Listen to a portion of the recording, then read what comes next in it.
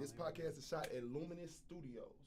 So any artists on here, if you ever in the Texas area, look up Luminous. This is one of the top 5 studios in Texas.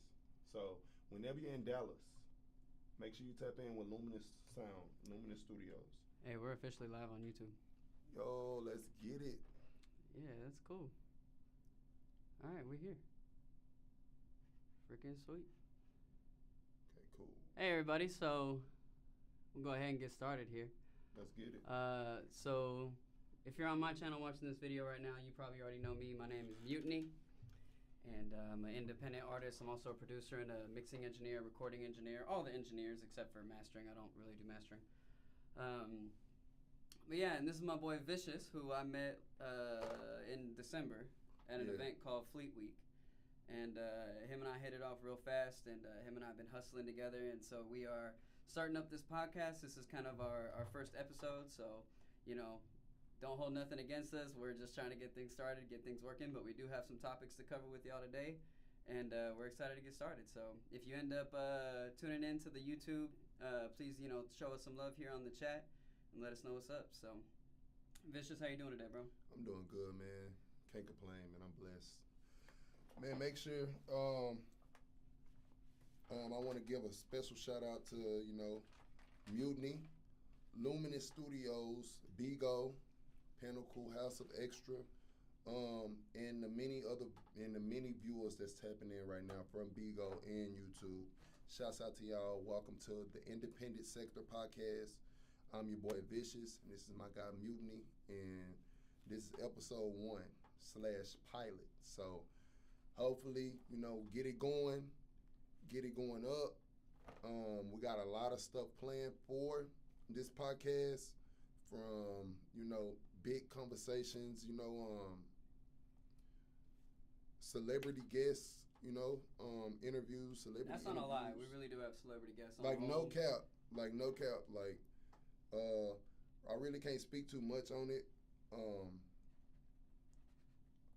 But we do have. But we got some cool shit popping. Yeah, we got some cool shit. Real coming. quick disclaimer: in first episode fashion, I will be eating this sandwich because I have not eaten all day. It is 4 p.m. and I'm starving. So. Shouts out to Chick-fil-A. Yeah. Chick-fil-A, man. Yeah. No, for real, and man. it is called the Independent Sector, which Vicious came up with, and I thought that was dope because that is what we want to talk about. We want to talk about independent artists. So we wanted to give that a really cool name, and I think Independent Sector is perfect because it is a sector out here of independent artists. We are our own collective. Now, whether we behave as a collective and as a group is a different conversation, but whether we like it or not, we are in this together as independent artists. We are our own group out here, and we're fighting for that spot to be either not independent or independent and rich as fuck. That's what we're trying to do. So, anyway. Thanks. So, shouts out to all the independent artists out here that's on the grind, that stay on the grind, that stay doing their best shit. Mm-hmm. You know, whether you just starting out and you rapping in a closet, or whether you got money to record that hot demo, you know, to send to the big leagues, you know. Big ups to the independent artists. This is for you guys. This is for the whole independent music community, the independent culture, you know, from whether you're a photographer jumping in, whether you're an engineer, whether you're a rapper or a singer or an actor, actress, anything, all things entertainment, you know.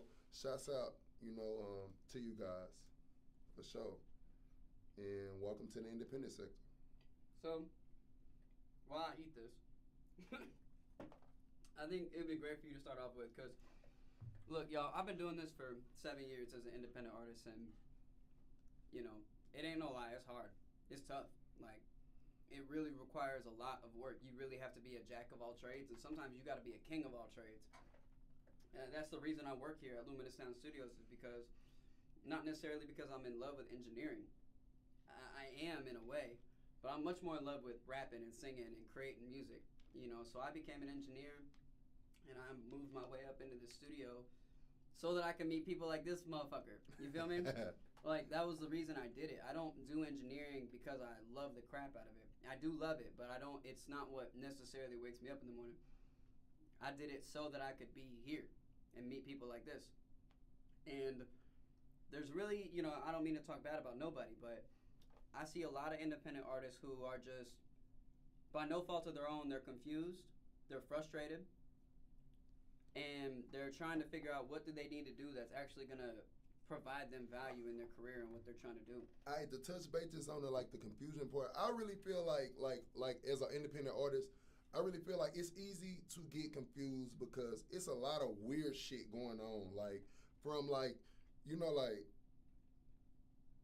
I'm pretty sure everybody who's watching this thing got scammed before on social media. Well, let me bring you into from an artist standpoint. Let me bring you into our world. We get scammed tenfold. So y'all get scammed on some regular shit like, hey, you want to make 500 and turn it to 5,000? Yeah, we get, we victims of that too. But then we get motherfuckers like, hey, I create artwork, or hey, I'm sa da da da, and it'd be like, oh, this is a blue check mark, and the blue check mark either be hacked or I ain't gonna even do that.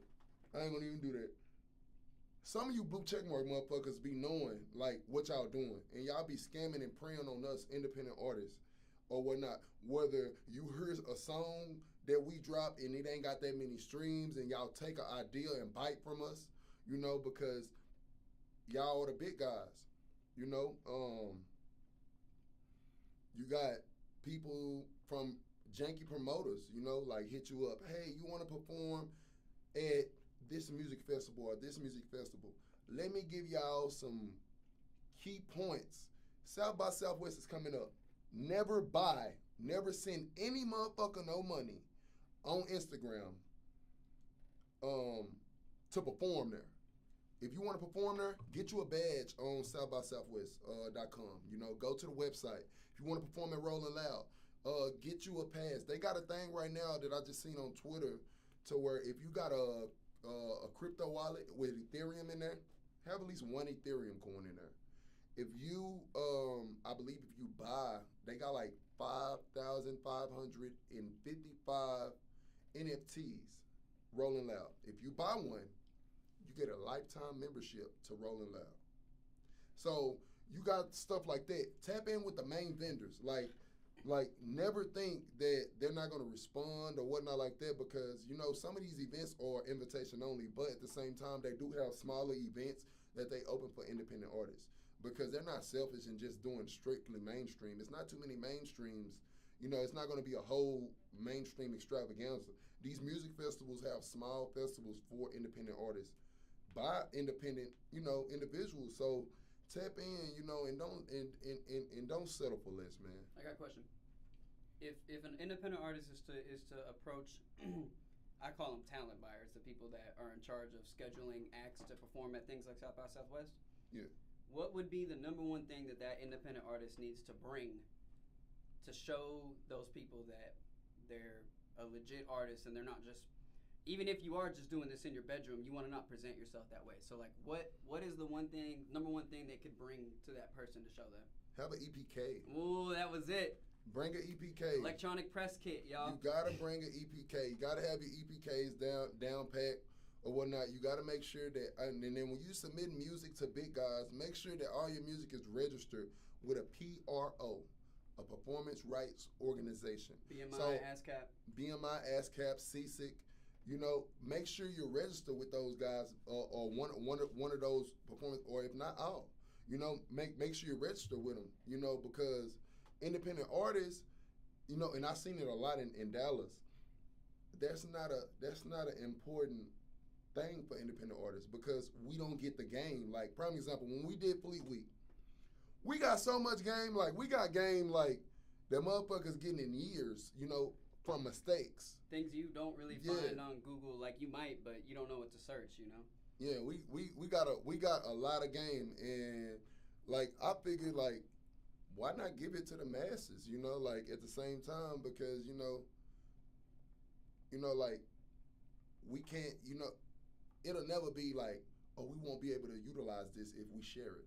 You know, we'll be able to help people utilize it, and we can still utilize it. So I mean, like, why not share it? I want to zero in on the EPK thing. So electronic press kit, because we're gonna talk a lot about a lot of stuff, not just today, but every time.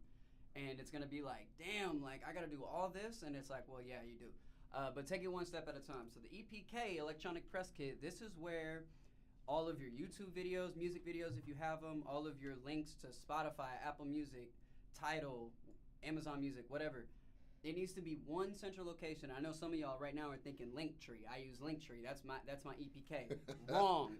Wrong. Okay, no, it's not. And Linktree's dope. I'm not talking bad about Linktree. I got a Linktree. It's on my Instagram. It's fire. Love it. It's not your EPK because your Linktree can only house so much information.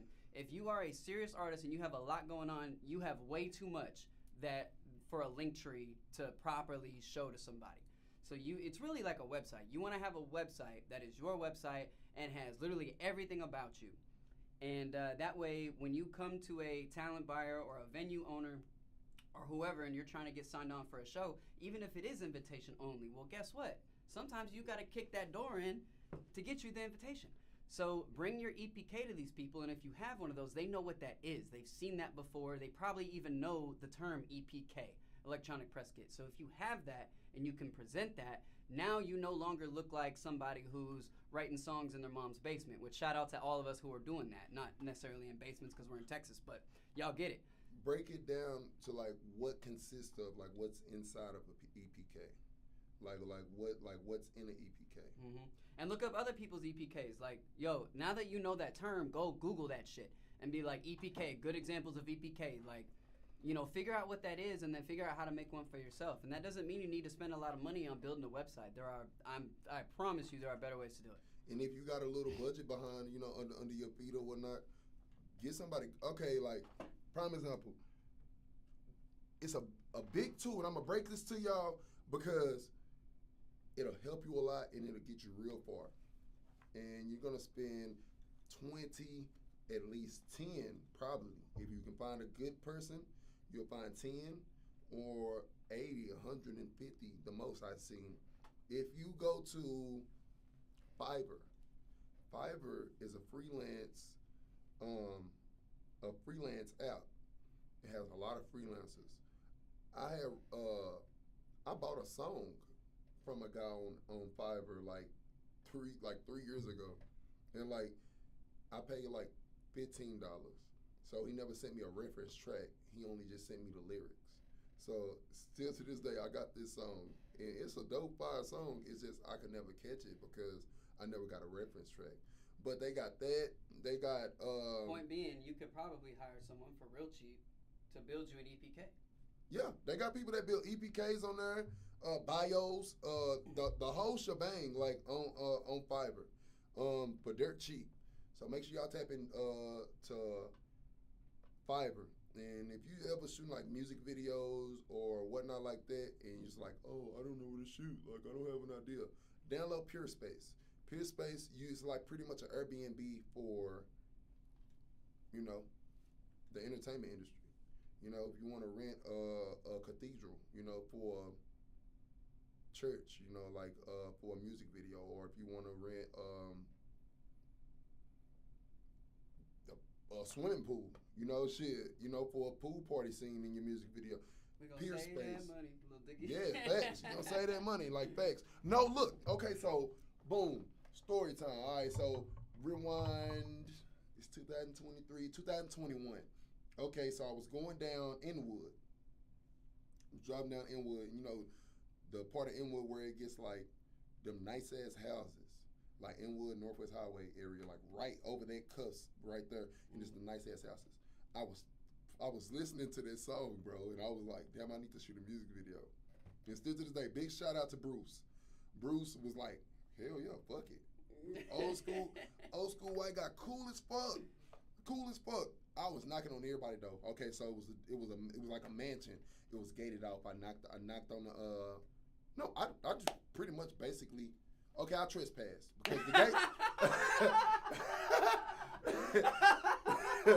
because the gate was open. The gate was open, so I'm like, okay, cool. It don't say no trespassing, this and that. So I walked up, and it was this Indian guy, and I was like, hey man, I'm shooting a music video, and I'm looking for a spot. You know, it don't have to be inside your property. I just want to shoot it on your property. You know, you have a nice property or whatnot. He was just like, get the fuck out of here. And I'm like, all right, bet. So boom, I went next door. Nope. Went next door. Lady looked through the blinds, didn't even open the door. So I'm pretty, you know, she like, oh yeah, this guy's finna try to rob. He trying to try some suspect shit. So boom, we go to this other house, nice ass fucking house, cul-de-sac, little driveway, everything, nice little setup. He was cleaning out his garage. I pulled up on him. I'm like, hey man, I'm an independent artist. You know, I didn't say rapper. Let's normalize recording artists. Recording artist has got me out of so many fucking traffic violation tickets. I swear to God, I kid you not. Like, I got pulled over with an ounce of weed, and I was like, I'm a recording artist. And the first thing was like, do you got a Spotify? And I'm like, yeah. And shit. And they tapped in, they listened to my shit. He was like, and he told me, he said, if your music suck, I'm giving you all your tickets. No driver's license, weed, drug paraphernalia. Ooh, that's nerve-wracking. Even like, if I you was know like, you're dope, you're like, ooh. I said, ooh, I hope he picked the right song. Yeah. Because I got some trash ass shit. I got some trash songs I don't like. No, I hope he picked the right song. And he picked Tears in the Trenches. oh, that's the one, too. And he was like, man, I'm only giving you a ticket for drug paraphernalia. He was like, man, you say you going to work? I said, yeah, I'm going to work, man. It was early in the morning. He was like, just step on this weed, you know, or whatnot, and then you can be on about your way. I James Brown on that motherfucking weed and got the fuck. But yeah, it got me out of like 2-3 tickets in the most prestigious places in Dallas, Plano and Richardson. It wasn't Dallas. It was Plano and Richardson. I got out scot-free. So, and see, that's like a big thing. Like, a lot of us artists are out here like, why is this so hard? Well, some of the things you need to learn and implement is certain words to use in certain situations. You know what I mean? Like, y'all look at me. When I tell people I'm a rapper, how funny do you think they look at me? You know what I'm saying? So, like, you know, but when I introduce myself as a mixing engineer or a producer or a recording artist, it's a whole different vibe. It's a whole different ballgame. And then this is crazy. Mentally, you basically still saying I'm a rapper. It's just recording artists is more respected than just being a rapper, because a rapper, you think of your cousin who records with egg crates on the wall, and it's a closet booth. And respect to those people. Respect to those people, because I came from there. You know, respect to those guys. But you know, let's normalize using recording artists. Recording artists. Don't say you're a rapper. Don't say you're a singer or whatnot. Recording artists. When they ask, what do you do? Rap, sing? You're like, oh, I'm a part of the R&B genre, or I'm a part of the hip hop trap genre, or I'm part of this genre. This, that, and third. Let's normalize making this a profession and not a fucking hobby. You know, like, let's make this a profession, because like I tell a lot of people, you know, a little bit about me. I was released from prison 2018 on a drug case. I did 5 years, from 19 to 24, and it's been rough. It's been rough. I'm not gonna even lie to you. It's been rough, but you know, brain fart. But yeah, man. But I was released from prison or whatnot like that, and as far as like with like music goes, or whatnot on that level, like it's been a hell of a ride. I say that it's been a hell of a ride, and I learned to not say that, because I didn't fuck myself out of a lot of shit. So if you have been incarcerated before and you're a rapper, recording artist, if you're a recording artist or whatnot, I'm talking to you guys at Bigo, I'm talking to you guys on the podcast. If you guys have been in situations like that, let's normalize not saying it unless it's asked. You know, let's normalize like I said it, because I didn't talk myself out of a lot of deals. Like, prime example, I was in a room. I talked myself into the room with 5 investors, angel investors, and those are hard to come by. And I was so fucking happy. I'm like, oh man, it's finna be it. Like, you know, like I'm only looking for 5,000, like an invest 5,000 a pop out of each of these guys. You know, that's it. Like, if you got the recipe, you got your own recipe, that's gonna catapult you. And you know, let me tell you a little bit about me. I was I was incarcerated, this, that, and the third. You seen like people on the table like this to like.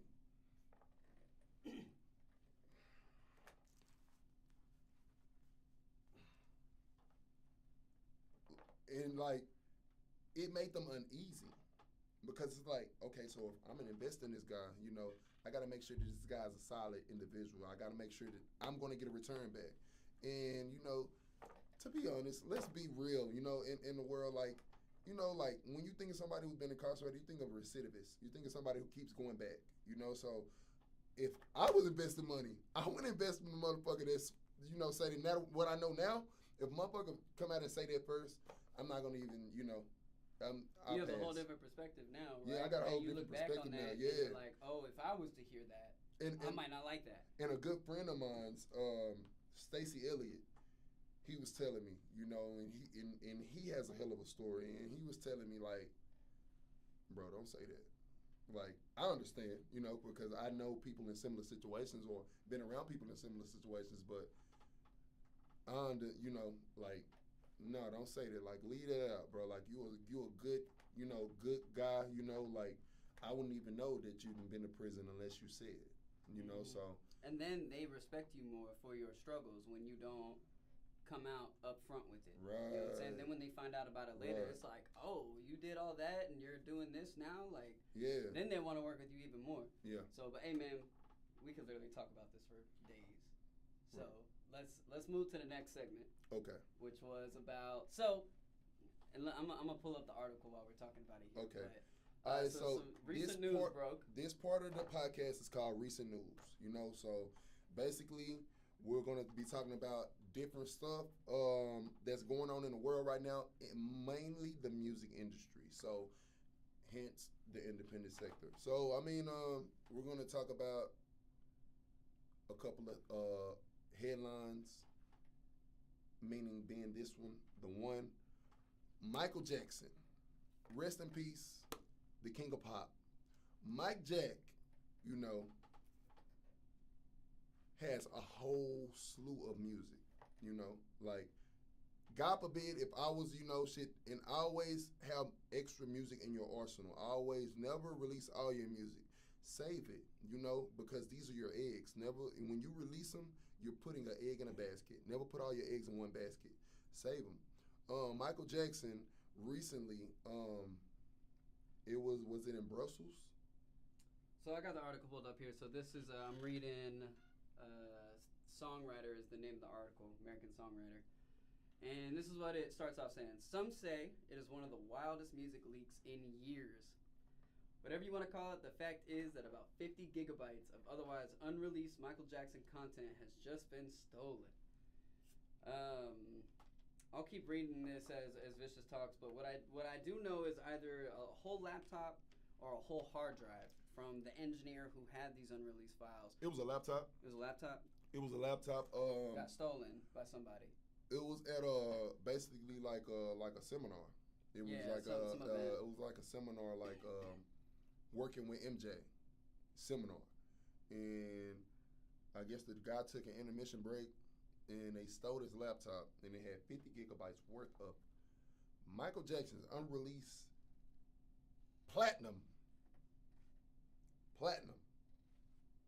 and you had music, you had a documentary where his nephew is playing him in an upcoming biopic. All that was stolen and leaked. So the engineer's name was Brad Sundberg, and it says, Kirko, a Twitter handle that tracks music leaks, shared the news on Sunday, January 29th, writing 50 gigabytes of unreleased Michael Jackson content, yada yada, has leaked after a laptop and a hard drive belonging to Michael Jackson's engineer Brad Sundberg were stolen at the seminar the previous Friday. And it looks like Sundberg said, wasn't sure if I should post this here, but this is one of the wildest music leaks in years. Apparently the guy who stole the laptop escaped by jumping out of the window. The account shared. It said, the account said this. I don't know who the account is, but that's wild. So this is my piece on that. You know, I never know somebody's situation. I'm not saying that stealing is ever right, but I could be understanding of a situation where you have to steal or do something that is unlawful because you're in a situation that's so bad and you don't know how you can get out. So I'll say that to start off with. But this is a different situation. As an engineer myself, okay, if you steal my laptop or my hard drive, either one, God forbid fucking both, you just took away my entire livelihood. Like, everything that I do to make money is on my freaking laptop and my hard drive. It's on both. I need both to do the job. And you have no idea how much time is spent, like, installing all sorts of software, programs, plugins. You know, as a producer and an engineer, like, y'all just don't understand. Like, even though my catalog is not worth what Michael Jackson is, obviously, but it doesn't matter. Like, this is literally how I make my livelihood. And the engineer that got his shit jacked, that was how he made his livelihood. There was a reason he had that music that was unreleased from Michael Jackson. It wasn't up to him, I'm sure. It was up to the record label or whoever. But anyway, when have you ever heard of this guy? Like, have you ever like Brad Sundberg? No, I'm not. I mean, I probably have heard of him, to be honest, because I do a lot of engineering research. Right. But I didn't recognize the name. But my point is, when it's one thing to steal condoms from 7-Eleven, okay? It is a whole nother thing. It is a whole nother thing to literally steal the livelihood of a man. Like, hey, like, no cap, like, and to touch bases on that, like, since I'm gonna say this again, and if y'all don't tap in, you'll never know. Since been released, music is all I got, so, I mean, before music, before, incarceration, it was the dope game. So that's all I knew. That was all I had. I started, with the dope game before I can even apply for a job.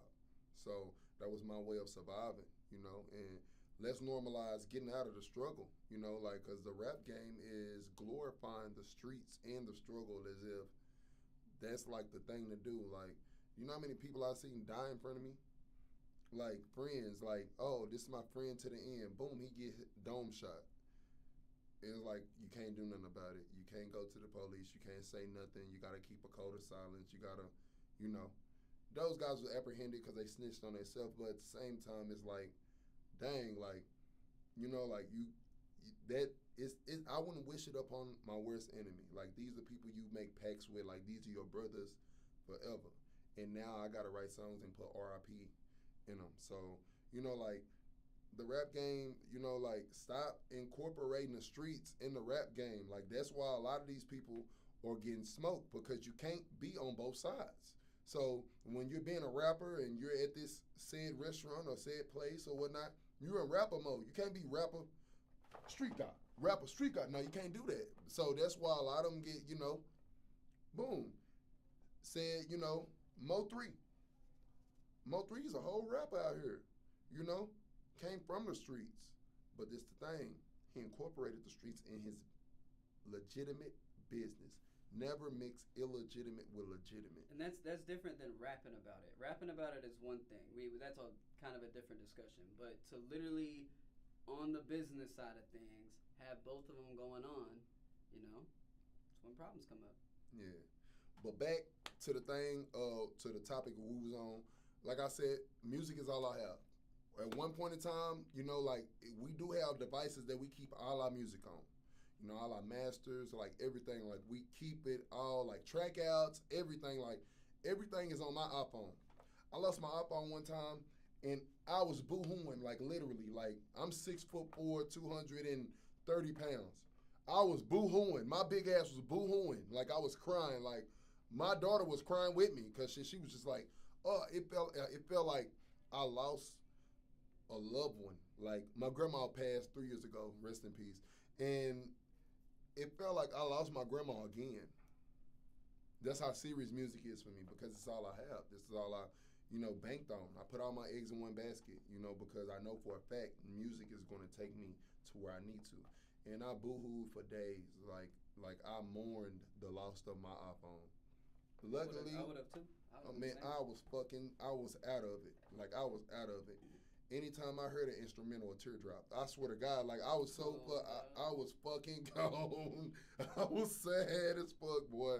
I was sad as hell. But luckily, my friend, I was taking shots with him the night before, and he was just like, yeah, man, it's glad I ain't got the link with you since you've been out, man. And, you know, like, I'm doing good. I drive trucks. I'm going to help you any way I can or whatnot. And I left my phone in his car. I didn't know where it was. I was just like, damn, because the shorts I had, you know, basketball shorts, you know, shit easily fall out of basketball shorts. So shit, They really need to fix that, bro. I swear to God, bro, the deep pocket, bro. I swear to God, bro. Like I hate. No, but you know the problem is when you got a deep pocket with basketball shorts. If you so much as speed walk, the phone flips from the side of your leg to the front of your leg to your knee. In the dick, bro. Hits you right in the balls, and it's like, bro, that's a problem either way. Yeah, so go ahead, bro. Yeah, man, but I lost that shit, man, and that was horrible. So I'm pretty sure Mike Jack was rolling in his goddamn grave when this dude, now swipe or no swipe this laptop and jumped out the window. Like, shame on this guy. I hope they find him. I hope they apprehend him. I hope they get their music back because that was horrible. That was a low blow. That wasn't your music. That was that man's story that he had on that laptop, 50 gigabytes of his story on that laptop. And you shouldn't have took it from the engineer because that's his story too as well. That's his whole life, bro. Like, that's his life's work. Now, here's the thing. They probably who the fuck was this guy? My bad for cutting you off. Who the fuck was this guy? Like, didn't say a name. Yeah, like who is this guy? Like, I don't know. Just a nobody, just like a whole fan in there. Like, oh, I just love Michael Jackson. So like, the thing is they probably did have all of that music backed up. They probably have other copies of everything that was on there somewhere else. But it's still. But now it's worthless. Even though they have it, it's worthless now because somebody else got it. So, but hey, let's we're already at 30 minutes. So I say we shift gears into a hard left and talk about something really weird, and I got an idea for us. Okay. I kind of want to talk about what's going on with Ukraine and Russia because we, as a people, have kind of fallen off what's going on over there. Yeah, and you know, I'm guilty of that because I thought the shit was over with. You know, and then last time I heard Vladimir Putin, his health was like, so I just thought like, oh yeah, here it go. He finna go and croak and it's over with because I was just like, you know, like, didn't he initiate the war? All right, so it's super complicated. In a way, yes, he did. But so many years ago, like 50 years ago or something, Russia and NATO had an agreement. And now look, y'all, okay, we're not historians. We're just talking about what we think we know. But anyway, so NATO said they would not expand. They would not have any other European countries join NATO. And Russia was like, all right, cool, we'll be quiet as long as that happens. Well, that didn't happen. NATO kept expanding. Russia kept warning that, hey, we're not cool with this, stop it. And NATO was like, we can't hear you. And so Russia, from their perspective, deeply feels like Ukraine is supposed to be a part of Russia, similar to how China feels like Taiwan is a part of China. Now, who's right? I don't think we're in a position to say. I think we look at it from the U.S. and we're like, Putin, will you chill the fuck out? You know? And I'm not saying that he's right in what he's doing. He's obviously not. He's literally causing people to die right now, right? So, but anyway, it's a very dense and convoluted situation. I think a lot of Americans don't understand the Russian perspective. Again, I'm not saying it's right, but I think it's a lot more understandable when you see what Putin has been saying for the last 20 or 30 years. Now, let's talk bad about Putin. He's obviously a tyrant. He obviously, but if you watch Joe Rogan's podcast, there was a guy on there recently, I can't remember his name, but he was very high up into the intelligence and started talking about how Putin is very aware of the fact that we know where he is at all times and we know what he's saying, we know what's being said to him and all that kind of stuff. So Putin is aware of the fact that if he sends a nuke at us, we're not only going to send a nuke at Russia, we're going to send a nuke at his forehead. And so there's that. Now, does that mean that Putin's not crazy enough to do it? I think that's the scary question we all want to know the answer to, right? Yeah, I don't think Putin gonna do no shit like that because he would have been did some shit like that. Like he makes all kind of threats and shit like that. I think he knows who to pick on because it's like Russia and Ukraine situation. It's like pick on somebody on your own size type situation. It's like he just I feel it was just like, oh man, like it gave me Constantine vibes. Like it gave me like I wouldn't even say Hitler. It gave me Constantine Charlemagne vibes. Oh, no. Like for real, because it's just like, bro, you a fucking radical, bro. Like you bombing these people or whatnot like that. And I met these two people, right? I used to do photography, and it was a beautiful thing to see, you know. I met these I met these two people. I was doing photography for this guy named what is this guy named Herrera.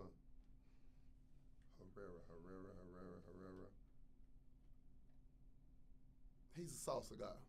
I'll just say that he does salsa. He open like you know how promoters do like club like showcases and shit like that. Mm-hmm. He go to different like bars and lounges and shit like that and have salsa night. And I was doing photography for salsa night. And big ups to him. A phenomenal guy. He opened the doors for me when I was doing photography or whatnot. Like they gave me my first gig, and I used to do it every Saturday and Sunday. Big ups to that guy. I was doing it one night, and I used to mingle, you know, and network, and that's what pretty much opened me to be more open and network or whatnot like that. Was that gig because I used to meet people from all over the world, you know, and everybody can relate. You know, it wasn't a race barrier. It wasn't nothing. Everybody, salsa, merengue, cumbia, like everything. Like that's what everybody came for, and that's what brought everybody together. And it was just like a beautiful thing. Like, and I met these two ladies. One was from the Ukraine, and they was best friends. One was from the Ukraine, and this was in the middle of the war. One was from Ukraine, and one was from Russia, and they was best friends. I kid you not, and that was a beautiful thing. I was just like, damn, it shows you like there is some type of hope, you know, like because I just thought like they hate each other guts now. Like, oh, where you from? Oh, I'm from Russia. No, okay, like some blood and crip shit. Like, where you from? Oh, I'm from Ukraine. Yeah. Oh, okay. I'm from Russia. Like no. That's like one of the super sad parts about the whole thing is the people in Russia. We've seen videos of the civilians of Russia saying, we don't want this. We're not down with this. We have friends and family from Ukraine. We've grown up next to these people. We love them. We're not trying to be in this war. And Ukraine is saying the same thing. Like, we have friends in Russia. We don't like Putin, but we like our uncle in Russia, right? Like, we're not trying to be doing this. And it's just like this forced war effort designed by the fucking people who run the world. And people who don't want to be in the war are fighting each other. And it's like, I don't know if we've ever lived in a better and stupider time all at once. Shame on you, DJI. Because around this time, I had just got my drone, my DJI drone. I had a DJI Air Mavic 2. And it was my baby. Like I was going through pilot school or whatnot to become a drone pilot or whatnot, get my 107, like all that. Like, and when I heard that shit, it's just like pretty much I kind of like dislike, you know, like don't fund the fucking war with fucking drones. Like the Air Mavic 3s, they had just came out. They flooded Russia and the Ukraine with these fucking drones. Oh man, like oh my gosh, I hated that shit. When you started this sentence, I made a face. I was like, "What are you talking about?" And then now you make a whole bunch of sense. Like I didn't even know that. Yeah, the DJI man, like they funded like any drone that's in that war is funded by DJI. Like DJI sends it for like I don't know if they send it for free or what, but I'm pretty sure they pay for it. But they load it. Like if you look back, it's a story that I look back. It was like a base for Russia, and like they was trying to hurry up and get the fuck because I guess Ukraine found out that spot, and when they took the picture, you see number empty boxes of DJI Mavic. Some had still drones in it, still had drones in it. Like you still had like it was like number like empty boxes of DJIs or whatnot. And I was just like, oh my gosh, bro, like this is a terrorist tool, like a tool for terrorism. And like now they got it to where, you know, they got it to where the drones drop bombs, like they're dropping little mini nukes. And like I've seen these videos. I'm not gonna say the website on the podcast. I've seen this video. Instagram is getting flooded with these sites. I mean these pages to where they're showing uncensored content of like from the war. You know, like different like when you was a kid. Who watched? You watched Faces of Death? Mm-hmm. When you was a kid. Mm-hmm. My cousin used to have these little tapes, these cassette tapes. He's from McKinney, North McKinney. And he used to come down every summer, and he used to bring these fucking VHS tapes about this tall, full of VHS tapes. And it was called Faces of Death, and it showed like crime scenes, uncensored crime scenes, different shit of that nature or whatnot like that. But they got different websites now, and now Instagram is flooding, you know, with these pages. and like I just get hooked and be seeing them like, oh my gosh, like this is the reality of reality. Like that's why I watch them. I don't watch them because I like blood and gore. Well, I do like blood and gore because I watch movies with blood and gore. So I mean, to see it in real life, it's just like, sheesh, like oh my gosh. But they had a video on there where it was a drone, and it was a Ukrainian soldier. He was marching through their little dig out or whatnot. And he was marching through it, and you just see these two little items drop from the drone. It wasn't little, I'm pretty sure. It was probably about this size, about the size of my arm probably. And then you see it drop. It was two of them. Boom! And I'm like, oh my gosh, bro. Like, dang. So I'm not even finna fund DJI. I'm not gonna my next drone. I'm gonna get another drone. Like I don't know. It's crazy. But the war is overall is crazy. For all of you designing high tech shit out in the world, you know, so like right now the biggest currency in the world is actually silicone processing chips, like the processor chips that run in your phone and your laptops and all that kind of stuff. This is like the biggest commodity in the world right now and is a huge topic amongst governments. That's the biggest currency? Well, currency meaning like, yeah, no, I know. You know, asset. Like yeah. It's the ability to either manage that supply chain or just have chips in general it's bigger than oil at the moment. You know, this dude was telling me to fund to invest in it. Well, hang on. Let me hit my point real quick. Okay. I got you.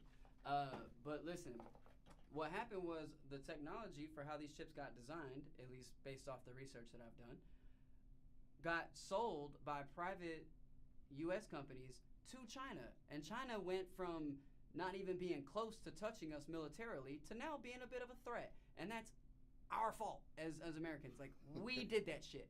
And so for all of you geniuses out there, and I say that genuinely because our generation is incredibly intelligent, for those of you that design the technology of the future of tomorrow, maybe don't sell it to other countries if you like your safety and freedom. Maybe keep it here. Right. And speaking of Russia, did you think the whole Brittany Griner move was a smart move or was it a dumb move? I think it was a political move. I don't think it was. It had to have been for. It had to be for like an image. Don't get me wrong. I'm glad she's backing out or whatever the situation is. But man, hey, look, I love basketball. I fuck with my culture or whatnot like that. But at the same time, we traded Brittany Griner for an international arms dealer. Fuck no. I fuck with Brittany Griner. Brittany Griner from the H. Like, she from Texas. I fuck with Brittany. But same time, Brittany Griner, didn't you just say you hate him? Like, you didn't use with the, come on, bro. You said you dislike America. Like, you don't, like, she said she don't like how America is ran, Well, so you don't agree with that, though? I'm not a super patriotic guy, but I'm just like, shit, hey, so it's like saying like this. Louisiana trades me for one of their own, Texas, prisoners or whatnot, and he's a mass serial rapist. Versus, it could have been me, or it could have been a community activist or whatnot, because it was either Brittany Griner or a soldier, like a guy, who served our country, protect our country, So at first I was just like, nah, fuck that shit, Brittany Griner free, this and third. But I had to stop and think, because at the same time, I'm a father. So I got a kid. So, I mean, what if this international arms dealer goes back and just like, hey, I'm finna turn it up a notch with what I know now and this and the third. I know it just really much catapulted my business to an all-time high, and I'm finna sell some nukes on the side, and then boom.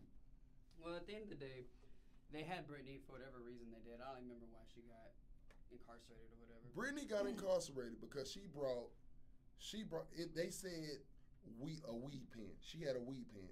Ain't no way in fucking hell. I don't know how strict different countries is, But it just seems so asinine. I could see them claiming that. 9 years for a weed pen, bro. Well, but listen, we're talking high political gain right now. So if they knew who they were arresting, political move. like just okay. just like people get arrested for weed when nowadays you don't even have to go to jail. You know what I'm saying? But if the cop profiles you, doesn't like your ass, he taking you to jail even though you didn't have to go. Yeah. So if whoever was in charge of the situation, if they were like, oh, we can incarcerate homegirl and then fuck with the U.S. about it, and we can get one of our guys back because the media is gonna make a huge deal about how we have Brittany Griner in behind bars, and U.S. and they're gonna paint the picture like U.S. ain't doing nothing about it, which we all know isn't true. Yeah, because the U.S., you got those people. Those people are highly intelligent. Those people, like U.S. I'm sorry, I know everybody is American. Majority of people are Americans watching this on Bigo and on the podcast. U.S. gives a fuck about fame before they gives a fuck about the importance of shit. Mm-hmm. So they give a fuck about the image before they give a fuck about the impact. So yeah, Brittany Griner, it went viral. So Joe Biden thinking, hey, this is a big political move. Elections is coming up 2024. And I win. Exactly. I will win. Yeah, I will win the side of the blacks, because I was a racist motherfucker back, in the Gap, I did send a lot of innocent black men away back in the Gap. So this is my 40 acres and a mule move, And if y'all see that shit, like a lot of people like, oh, Kamala Harris not doing shit. She's not doing nothing. I never seen her. Of course, you never seen, throughout this whole presidency, you probably can count on 10 fingers the many times you've seen this lady, because his true colors show. That lets you know her true colors show, because Kamala Harris is a dirty lady. She's a dirty lady. She's a dirty lady. Kamala Harris signed off on a lot of a lot of false drug. She violated a lot of people's paroles. So the reason why a lot of people fathers are still incarcerated or whatnot like that is because she falsified a lot of documentation to get a lot of black people incarcerated. And Joe Biden was, like in the Senate, I believe, or he's been a politician for a really he was in politics when this happened. So they worked hand in hand, knuckle to knuckle to make that shit happen, and it was over. Let me stop lying. I pick up the numbers, but it was over. It was in the thousands, probably hundreds of thousands. All right, well, hey, we're at 48 minutes. I say this was great, man. I think this went well for y'all. We came here, had a plan, right? But we had not set up any of the gear. We get in here, set it all up, and so we're just kind of winging it a little bit. And we want to evolve this into something much bigger, something more professional, and we will do that. But today is just our first take, and we were able to fill up 48 minutes without even trying. So that's what's up. Light work, easy, bro. That's just dope. So guys, we are the independent sector, and anything that we say, we talked about a lot of crazy topics today. But look, we're just two guys who are doing their very best to succeed in life. And you don't have to agree with us. We're not saying that everything we say is 100% true, especially when it comes to the non-music stuff. If it's music stuff, you might want to listen to us because we've been there, done that. But everything else is just, we're having a conversation, and we want to invite you guys to be a part of that. So thank y'all for tuning in today. Big thanks to my boy Vicious for having this idea and getting together with me as we set this up. I mean, you know what's crazy? And you fueled the idea. I was smoking a blunt. I was sitting at the house, bro, and I was finna go to sleep. And I seen your story, bro, and you was talking about how artists get scammed a lot, and it be the big guys, you be the big fishes, that scam, that or lookalikes. Yeah, copycats. Or the lookalikes, that pretty much fuck us over or whatnot. And I was just like, bro, we should start a fucking podcast, bro. And here we are, like a week and a half later doing it. Right. So and we will actually, next episode, we'll probably talk more about scamming. We brushed by a lot of topics today. We said a lot of stuff. We could probably zero in on that topic a little bit next episode. Yeah, for sure. So, all right, y'all, we signing off. Thank y'all. Appreciate you for tapping in the independent sector. I am your boy Vicious. This is my guy Mutiny. Already. Shouts out to Luminous Studios. That's right. Let's go. Peace out.